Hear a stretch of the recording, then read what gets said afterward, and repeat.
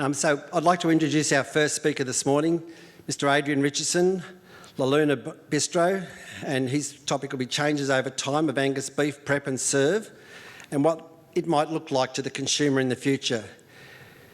Now, for many people who travel with air and good food are two mutually exclusive experiences, but for Richardson, one of the main things that led him to the other, and thankfully for Melbourne gastronomics, his dreams of becoming a pilot were trumped by the captivating chaos of the kitchen. So when it comes to meat, Adrian's written a book on it, literally called Meat. It was released in 2008, provides readers with a simplistic guide of how to buy, cook and enjoy meat. At his restaurant, every cut is dry aged on the bone for 7 to 8 weeks and is butchered on the premises. His second book, Good Life, is a throwback to his younger years, influenced by memories and times spent cooking at home. Adrian has hosted and appeared in many television shows in Australia and around the world. He can be seen daily on Good Chef, Bad Chef on Channel 10. His other shows include Secret Meat Business, Richo's Snack Bars and Boys Weekend are favourites among many of the food networks around the world. One of the highlights for Adrian was competing in Iron Chef in the USA. When not cooking, Adrian likes to spend his time at home raising his 3 teenage sons with his partners in Melbourne. So without further, Adrian, welcome to the stage. Thank you very much. Oh, come on, give me some love.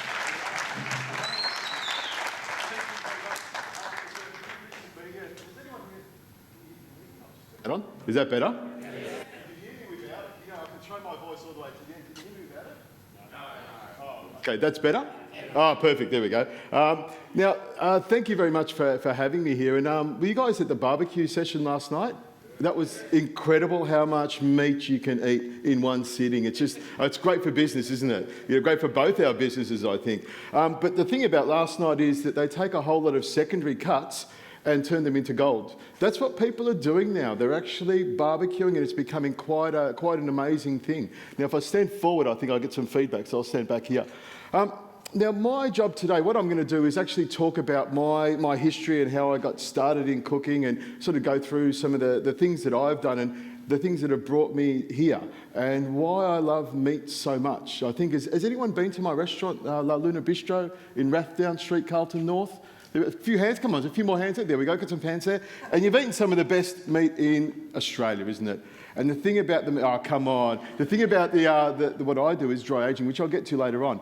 But the thing that I want to talk about is the actual, my training and what I've got through, and also some of the media stuff. And to me, the thing about the media, which I really enjoy, is people stop me in the street. They ask me, you know, Richo, I cook your recipes all the time. You know, I love what you cook. And one of the things that happened last night was one of the growers stopped me and he said, Richo, I've learnt how to cook a steak because of you on TV. And to me, that is where the media is so important. I can actually influence lives. And to me, do you want to learn how to cook the perfect steak? Is anyone interested? Or you think you know already, do you? The MLA are probably here and they've got their way of doing it. But for me, I'm going to tell you now actually, my method of cooking the perfect steak is of course getting good beef. That is the most important thing. If you've got good beef, everything else is easy. What you need to do is take that steak out of the fridge, pop it onto the bench and let it come up to room temperature. That will allow it to cook nice and evenly all the way through. And then, of course, you need some salt in it. Salt loves meat, meat loves salt. The two go together really, really well. And when you put salt on the meat, it brings out the flavour. Now, if you're worried about having too much salt in your diet, don't put any salt on your veggies. No one's going to eat them anyway. You're here for the meat. That's what it's all about. Then, of course, what you'll do is you'll warm up your griddle, your barbecue, or your fry pan, whatever you're going to cook the meat on. Get it to a medium-high temperature. You want it nice and hot. So when you put the steak onto the grill or the griddle or the pan, it sears it. It locks in the flavour, locks in the juices, which is most important. Now, this is the thing where myself and MLA we've got a difference of opinion. I use what I call the suckling pig method of cooking a steak. My idea is I keep turning it around. And the reason I do this is because when you put the steak on the grill, and you'll see this, all the juices are coming through the top. And if you see a steak and all the juices are coming through the top, you should have turned it a couple of minutes ago because those juices belong in your mouth. That's what makes it flavoursome. That's what makes the steak tasty. So the idea is just put it on one side for a minute, 2 minutes, turn it over, and then turn it over again every couple of minutes. So those juices that are trying to escape through the top actually have to turn around and have to stay in the steak where they belong, and then you cut into it. Now I'm hoping that when you cook the steak, you want to get it to something medium rare, and there's a great way of doing it with your finger. You can touch your finger and touch the steak and you get an idea of it if you've been doing it for a long time. But one of the other ways of doing it is using a digital thermometer. And we know that when we get it to 35 degrees Celsius, 45 degrees Celsius, you've got your perfect rare and medium rare. So when you've got it to that temperature, after turning it around for quite a lot, take it off and rest it. Now the thing is resting the meat is the most important thing. Have I still got you along here? Resting the meat is the most important thing, because when you've been cooking that steak, it's like shaking up a can of Coke. All the juices want to explode and get out of it if you cut into it straight away. You know when you pull a roast out of the oven, you put it onto the chopping board and carve into it? All that juice is on the board. Now that juice belongs in the steak, and by resting that steak, all the juices stay in there. So if you rest it for about half the cooking time and then put it on the plate and eat it, you're going to get a nice, juicy, flavoursome steak. And that's the most important thing. Now you're probably saying, Richo, that's what they call me sometimes. When the steak cools down, how do I get it hot again? What you do is you flash it back onto the grill, both sides for a minute or so, then back onto the plate, and then you get the heat back into the steak.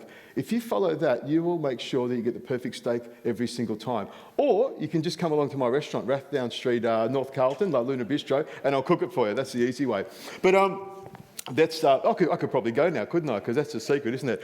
But what I'll do is talk about food, and probably food is a really important thing to me, and cooking food. Now, I have a pretty unusual background when it comes to food. My grandfather on my father's side, Peter Richardson, he was trained at the Savoy Hotel in London, and then him and his wife came to Australia as immigrants in the 50s. He was an amazing French chef, and he brought French cookery, classical French cookery, to Melbourne, the Balzac restaurant, and he was amazing. He was incredible. My grandmother was the mother of 7 children, so she spent a lot of time cooking in the kitchen. But the unusual thing for them is that they were both vegetarians, and all their children was vegetarians.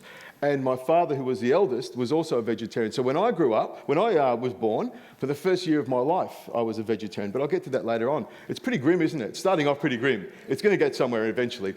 So they were amazing cooks. And my other side of my family, my mother's side, they're Italians. But a bit unusual, actually. My grandfather was born in the north of Italy, in a little village called Alta Adige. And he was born in a poor village and in the north of Italy.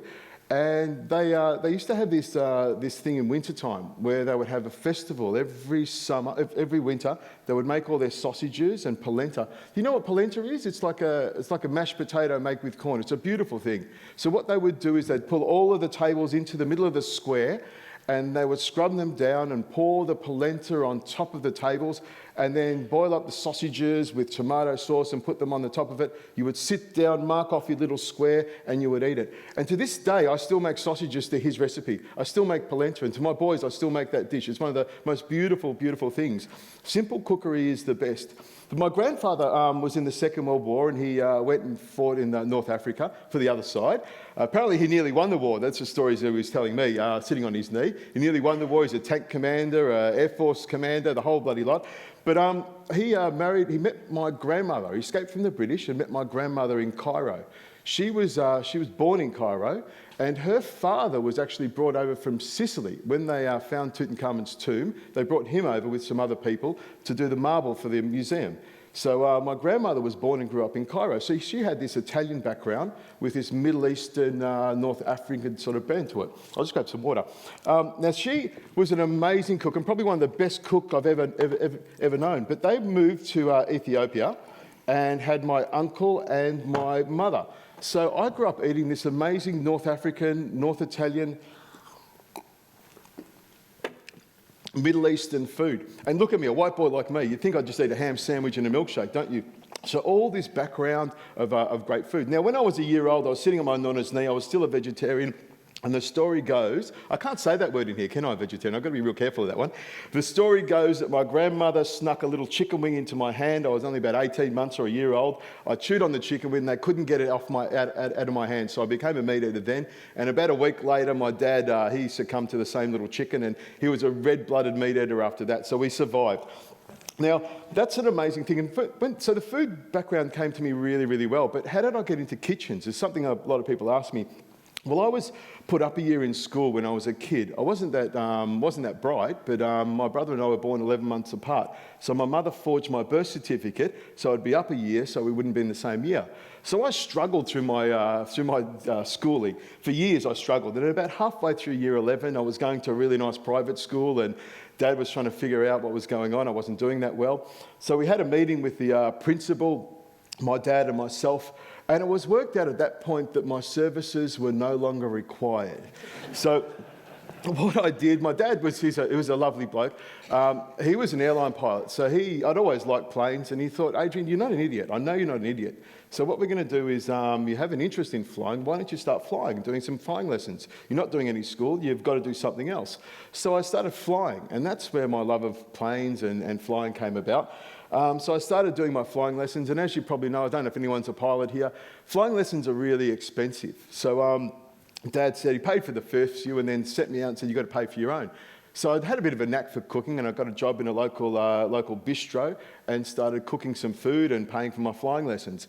Now, to become a pilot, which is what I thought I was going to be, you had to finish your schooling off. So I went back to school, was flying on the weekends and cooking. But I got a bit of a feeling for the cooking. So the flying lessons dropped off, and I kept cooking on the weekends. And I finished my year 11, I did it again, and then I did my year 12, and I did very well at school, to the shock of everyone. But even the biggest shock, of course, was when I actually decided at the end of my schooling, I finished my politics exam, my last VCE exam, I actually started my apprenticeship, to the horror of everyone, my father, my parents, my relatives, my friends and my teachers, because in those days to be a chef isn't what it's like today. It was a dirty, scruffy kitchen, you know, you didn't have chefs on TV, on radio, standing on stages, talking to people. You were basically a chef in the back of the kitchen, bad social hours, bad pay, bad everything, and that's the way you lived. But I love kitchens. I always have, and I love food. And to me, I was, you know, a pig in poo. It was probably one of the best places I could be, and I worked hard during my apprenticeship, and I worked in a really, really good place, the Victorian Arts Centre. I don't know if you remember the Victorian Arts Centre. It's still there now, but it was before the time that they put in South Bank. So there were beautiful restaurants there, great chefs. It was a great place to learn, and I spent a bit of time in the butchery section that they ran there. And the butchery section, I don't know what it is. I just had a knack for it. So we did chef butchery. We made all our pâtés and terrines and broke down animals. And for me, I see animals in X-ray. It's like, you know, all the seams are dotted lines and I know where to cut them apart. And that's something that would actually take me on to assist me later on. Now, I got an opportunity with cooking, and it's an amazing thing with cooking. You can travel the world. And I went to live in Canada, I went to live in London, I travelled from all parts in between, and I picked up a lot of skills along the way. And that's the thing about cooking, you can learn so much from so many people. And when I came back to Australia after working for a whole lot of people, and some of the things you learn in kitchens are not the things you want to pass on. You've seen Gordon Ramsay? I've worked with guys that make him look like Peter Pan. And you can imagine the swearing and the stuff that go on. And the thing I learned and picked up in a lot of these places is what not to do and what not to treat people. So about the age of 30, which probably not that long ago, I decided to open my restaurant, Luna Bistro, in Rathdown Street, Carlton North. Do you remember that one? You could always I'll give you the phone number later on, we'll memorise that one. I opened the restaurant up because I was basically sick of working for other people and I wanted to do my own thing. So I started off my own restaurant. I borrowed a little bit of money and I paid back. And, you know, I sanded the tables, painted the walls and got it going. It's a pretty humble little place, but I was doing beautiful food. My pasta was handmade. We made bread every day. You know, it was sort of the stuff that my grandmother would cook. Simple, beautiful food, which is what I think food is all about. You see a lot of fancy stuff on TV, and to me that's great. But for me, I like simple stuff. And that's where the meat comes in. Because if you're buying good meat, you put it on a plate, you don't need to do that much to it. You don't need to make it, fluff it up and make it look fancy. So when I started, I didn't have a lot of money. So I couldn't afford to buy primals and, you know, fillet steak and porterhouse steak and cut them up. So I started buying in lamb bodies and pieces of meat on the bone, rump on the bone and cutting them up. But after a while, I started aging beef. And this is where the aging of beef came in. I'd buy sides, an RG, and age it for 21 days and then break it down. And then I started aging it for longer and longer. And what I do now is, in my core room at Luna Bistro in Rathdown Street, we'll age our beef for up to 8 weeks. And I've got about 2,500 kilos of beef hanging in at any one time. I buy the long cut RGs, we rack them up into the core room. I've got a special core room that's been built, and I age it for 8 weeks. And to me, that is the best way to age meat. To me, that is, it's what's different about what we do. You can go to just about any restaurant in Melbourne, we've got the greatest restaurants there, and buy a great steak. But usually, it's a great brand that everyone else has got. It's the same. For me, by dry aging the meat like that, it gives me a point of difference. It gives you a reason to come to my restaurant.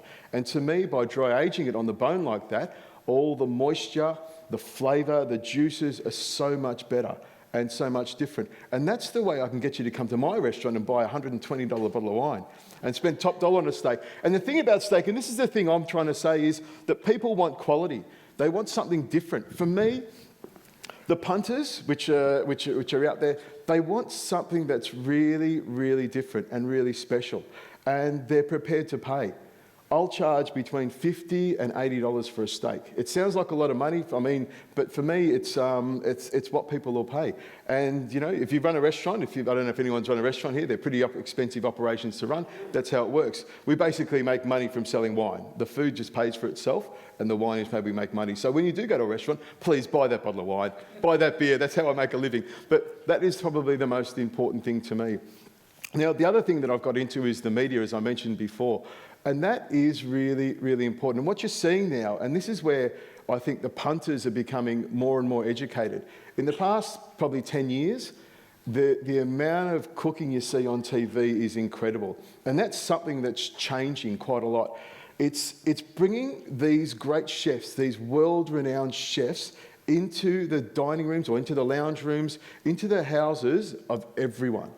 And that's where I think the punters are becoming so much more enlightened. They're becoming more aware, and they're really interested in what's going on. And this is, I'll get to later on.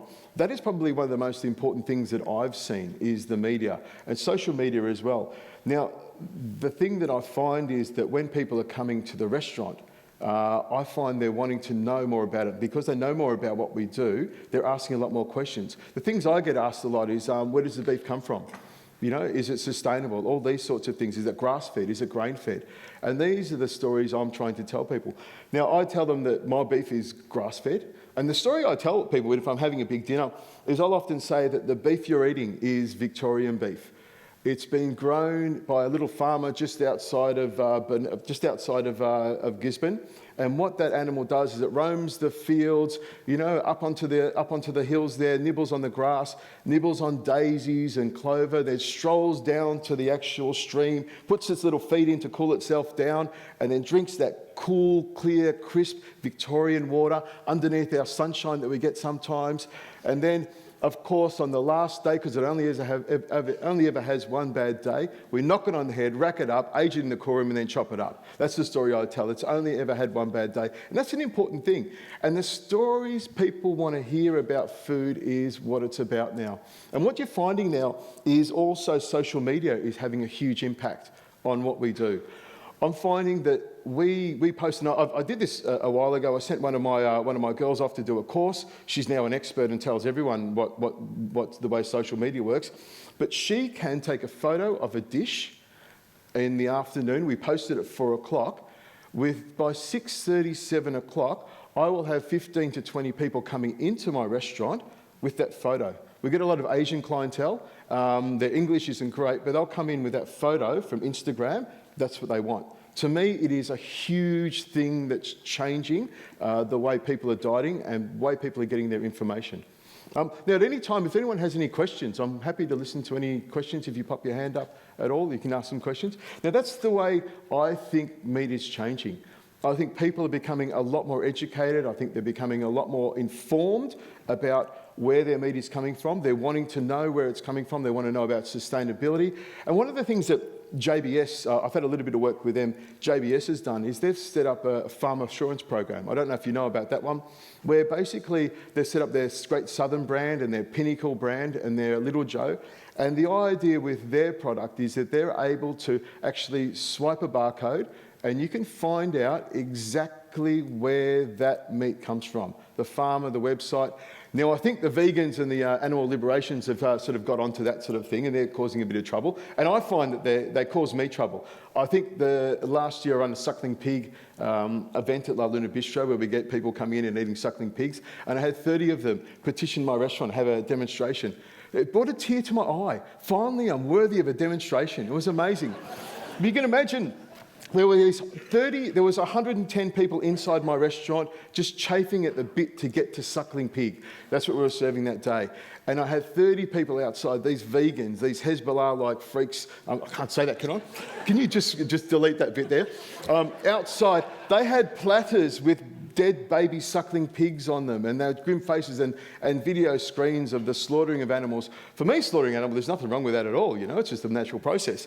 But they had all this stuff around the side of it, and they were causing a little bit of distress, so we rang the police, and in come these two big policemen, and this big bloke walks in the door and says, "Richo, I bloody love you. I'll get rid of these bastards," and with 5 minutes they're all gone and out the door. But that's the sort of stuff that's coming on. The vegans and the animal liberations, they're getting smart. And if you ever go to Melbourne and have a look around the streets, you'll see they're very good with advertising. And they're trying to push their message that meat is a bad thing.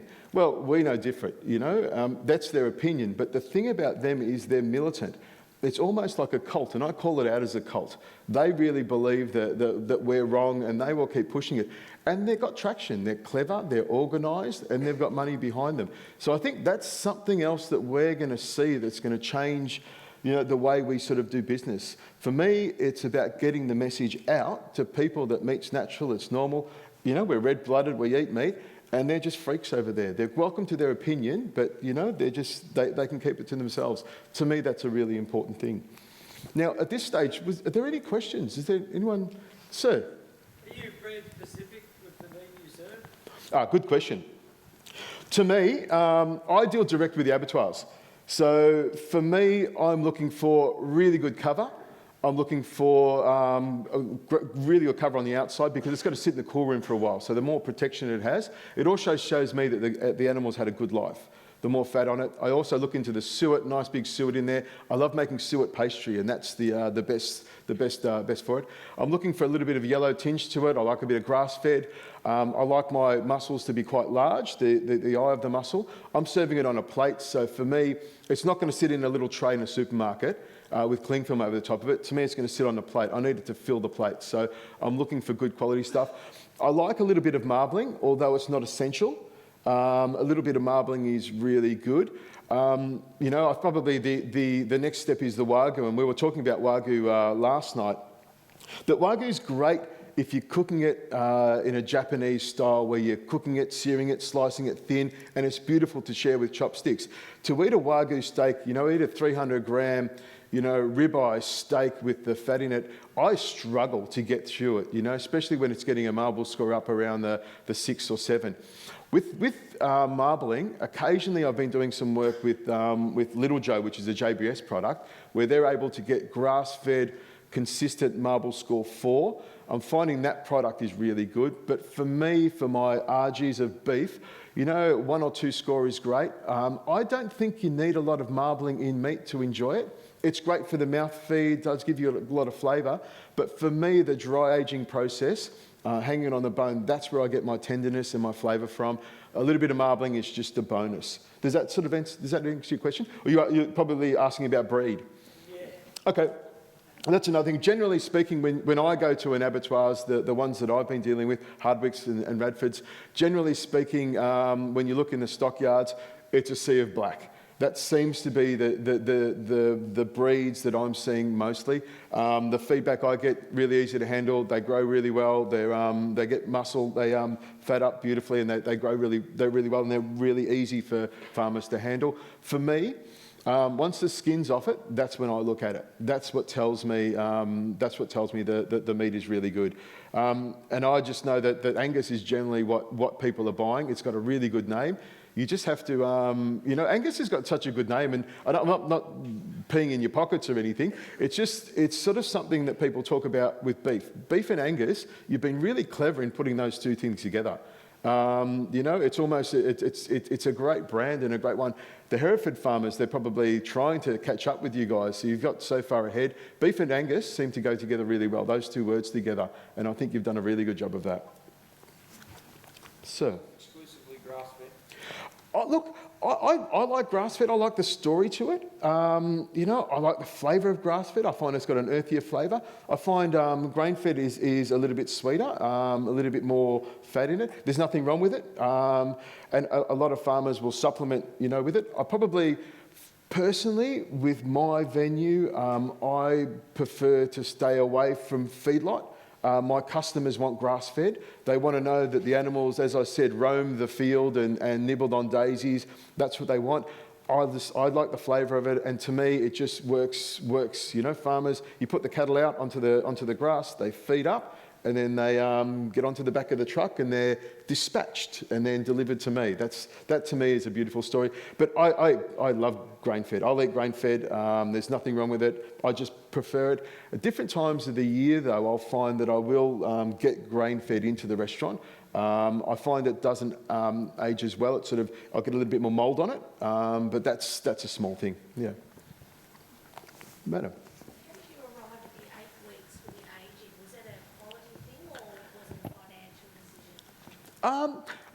I just like 21 days is all you need. Most of the old butchers would have aged stuff for 21 days in the core room and then sold it. That's great. For me, it's that extra bit of time. It's like a good wine. You give it that extra bit of time, and it just improves and gives it an unusual flavour. Like I said before, I need to be doing something that's different to everyone else, and not many people do what I do. With the whole long cut archie, I find that the flavour and the tenderness you get from that 8 weeks is bang on. Sometimes we might rack up some of the rumps and give them 9 or 10 weeks. I find that probably 12 weeks in my humidity and temperature is probably pushing the envelope. It gets really sort of high, and you get that real lovely flavour to it, but it sort of pushes it. I reckon about 8 weeks, between 6 and 8 weeks is probably bang on, and I find the flavour is really good. We have got a couple of roving microphones if anyone's got any further questions. We've only got about 5 minutes left, so... Thank you. Do you buy the whole carcass and age in quarters or what? No, I buy what we call the Argentine, which is the long cut Argentine, which is basically from the scapula here, the shoulder blade, which is the OP rib, all the way down to the rump. I buy 8 of them a week, and they're about 40 kilos each one of them. That's basically your 4 primal cuts. They're your restaurant cuts, your rump, your porterhouse, your fillet, and your ribeye. And that's what we use most of. I also supplement it with some other bits and pieces. I'll buy some bowler blade. I've been doing some work with Brahman hump, which is unusual. You would never think that used to be dog meat. But that, when it's cooked low and slow, especially in the smokers that we had last night, is actually one of the most beautiful things I've ever eaten. We cook it for 24 hours and we cook it at a low temperature. I've got some special ovens that we use, but I find it's a beautiful piece of meat. So, I mean, the long cut argies is what I buy, but I also experiment with a lot of other things as well. So you'll come into my restaurant, Luna Bistro in Rathdown Street, or my other one, Bouvier Bar, and you might have a piece of bowler blade that's been slow cooked, or some rib, cooked braised slowly with mushrooms for about 12 hours till it's tender and just falls apart, and have that with a lovely bottle of Shiraz that comes from Victoria, the Heathcote region. I've sold you, haven't I? Here we go. I'll see you next week. I'll come and pick you up. How's that? You're on. Okay. There we go. Are there any more questions? Hi, Adrian. Hi, Adrian. Is this working? Yes. Yep. On Good Chef, Bad Chef, you're always piling on heaps and heaps of salt, but not nearly as much as butter. Butter seems to flow in by the kilo. Do you think with the Little Joe program, marble score average 4 off grass, which is exceptionally hard to do, especially at a young age, do you think that if you increase the marbling of your steaks, you'd have a superior juiciness and flavour? As in US with Prime, marble 3.5's always been the pinnacle and the premium paid piece of meat. With you on 1 and 2, do you think you could improve the eating quality of the meat via maybe a Little Joe kind of program? Good question. To me, with the eating quality, and I eat a lot of meat. We are constantly tasting stuff, and I do like marbling. I find that if you have too much marbling, it's too rich. If you've got marbling around 1 and 2, you know, that's a nice flavour, and you can eat quite a lot of it. Once you start increasing that fat content, it becomes really rich, and you feel it. So my feeling is, if we can keep the marbling low, I can get more. You know, we can eat more of it. And that's, I'm a 400 grammer. I eat 400 grams. If I have it heavily marbled, I can only get through 200. But for me, I like to have a nice big piece of steak. And the trick is keep the carbohydrates away, eat the steak first, and then eat everything else around it. But to me, there's a lot of people will eat steak, and I think having higher marbled beef is great for the punter. When I put marbled steak on, and we'll advertise it as Marble Score 4+, it sells really well. I think people are really wanting to try grass-fed with a marble score. It's different, and they're wanting that flavour, and they're wanting to try it, and they're prepared to pay top dollar for it. So I think it's something that's worthwhile and worth working on, and getting that marble score up. I think, you know, that we talk about Wagyu beef, but I think Angus can do the same thing as we were talking about last night. You know, by genetics and clever management, you can get your cattle to score really high. And there's no reason why we just get rid of this Wagyu stuff and just have Angus, I suppose. But did I say that? Oh, that's a good thing to say, is it? Okay. Sorry. Got the message. Thank you. Yes. John Condon. So what about the omega-3 6 variations between the grain-fed and the grass-fed? Would customers comment on that? No, not really. Not really. I mean, when you think of omega-3s, they think about fish, I suppose. But for me personally, no. They're just after good flavour, good tenderness, good juiciness, well seasoned. That's what they're looking for. That's what's really, really important. But I think they also want that variation. They want to be able to come in and have a grass-fed from here, something with a marble score from here. They want that choice. You know, when you come to my place, there's 5 or 6 different cuts on there. You know, even a butcher's cut, which could be tri-tip or could be blade or could be anything. That's what people want, and they want they want that informed. They want to make that decision, and we have really good front of house staff that are able to talk them through that decision and give them something different. I mean, you go to Coles and you see the same stuff. They have their same steak. When they come to me, I want them to have an experience. I want them to have a steak and say, that is the best steak I've ever had. That is different. That's special. I mean, for me, and you probably don't want to hear this, I think that people should eat less meat. I think they're just eating meat every single day because they can and it's easy. You know, chicken is one of those things. You know, there's no flavour in chicken. I think people should be eating less meat. They should be eating better quality meat. And they should be prepared to pay more for that meat. And I think that comes from you guys. If you're doing stuff with Marble Score, and if you're producing better quality beef that you're able to get more money for, you don't have to grow as much. You know, I think, and it just gives it a better name and makes it a quality product. To me, that's a really, really important thing. John, you had a question? John Condon from Beef Central. Adrian, I'm interested in your opinions about carcass weight and ultimately primal size. Worldwide, in Australia and the US particularly, you know, there's this, we're seeing carcass weights go up and up and up. It's happening over the last 30 or 40 years.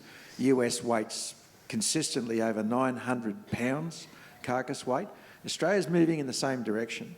And, you know, these breeders in this room, carcass weight is one of the considerations in their breeding decisions. And I'm wondering, from a restaurateur's perspective, and it's particularly with the emphasis on grain feeding and long feeding is becoming more evident again in the industry, what risk is there of getting these primals to a point where they become unmanageable in a restaurant situation due to portion size, getting a nice thick cut portion on a plate? Are we going too far with carcass size, do you think? Look, for food service, I think they like a smaller, and I'm talking about function places. I'm talking places like the MCG, where they'll do, 10,000 steaks in a day. They like consistent, small product that they can fit on their plates and have their things around them. To me, that's less of an importance. To me, as being a meat destination, we have different size plates for different cuts. To me, it's more about the quality. I mean, if it's going to be a larger animal, does it make the meat better?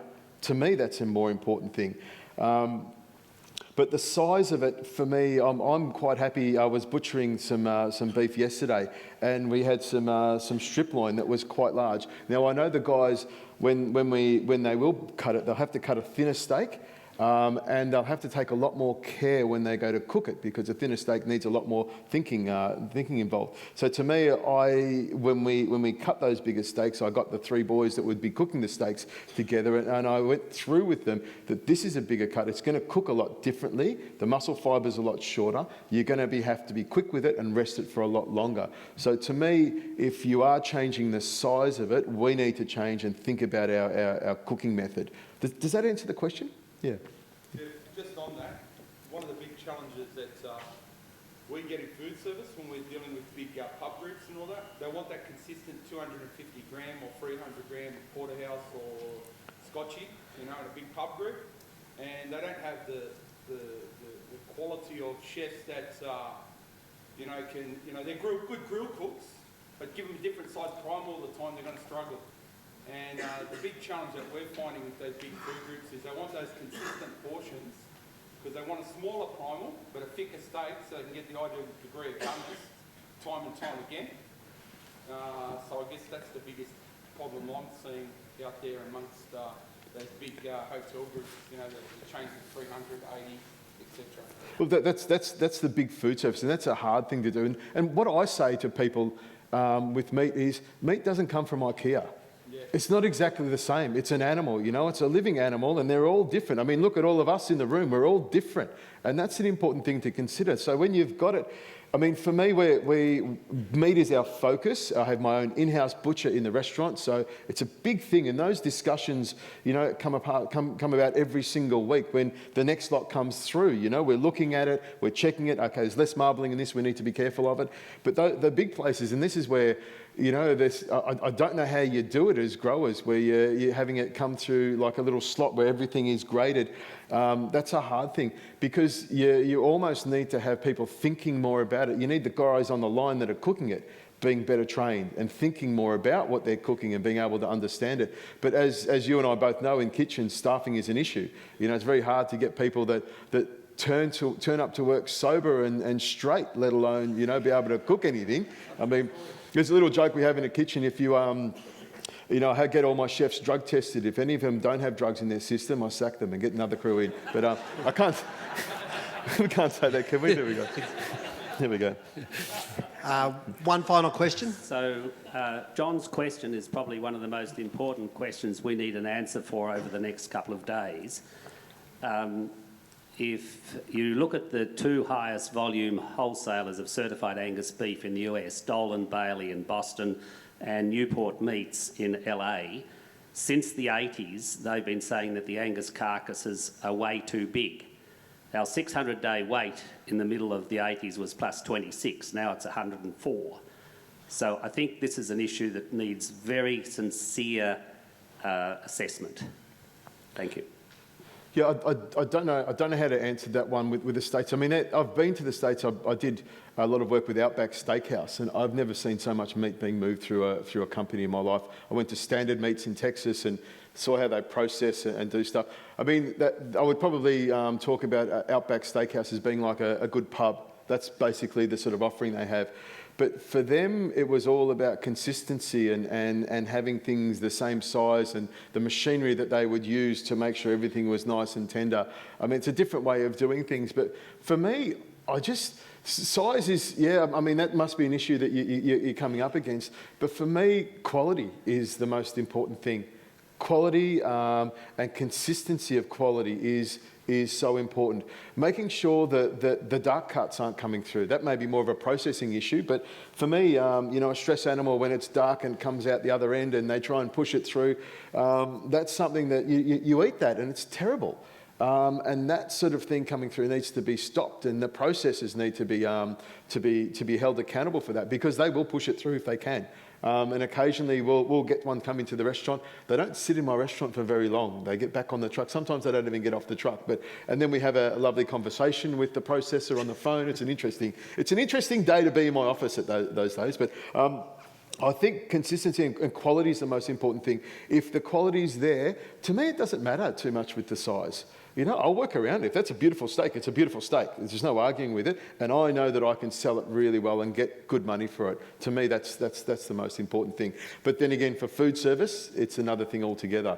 Luckily, I'm not involved in that. Although I do stuff for the Bombers, the MCG, and they're, I've quoted, I think, 600 fillet steaks at 220 grams, I think, so they'll be beautiful. And they're going to have a marble score to them. So that if you're at the Bombers game at Carlton, they'll come and have a steak. Thanks, Adrian, very much. Please join me in welcoming and thanking Thank you Adrian very much. Richardson. Thank you.